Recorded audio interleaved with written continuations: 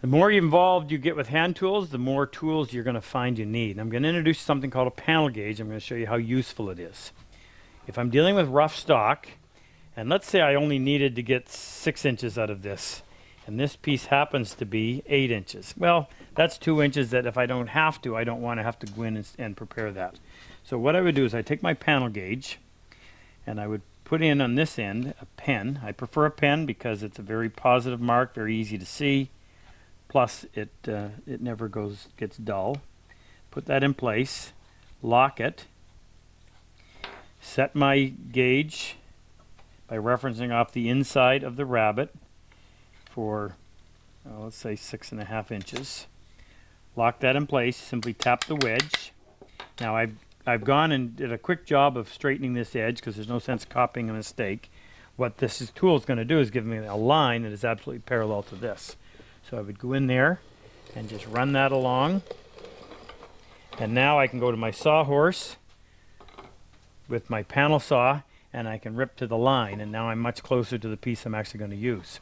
Now you could use a marking gauge, does the same thing. However, even if you could reach out there, the head is too small to keep this cutter in place, and it's going to twist and bind on you.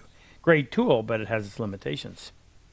Now if I'm dealing with finished stock that's been prepared both face and edge, and I want this piece to be brought down to the precise dimension and it needs to be parallel, then I'm going to take this apart, remove the pen or the pencil, whichever you choose to use,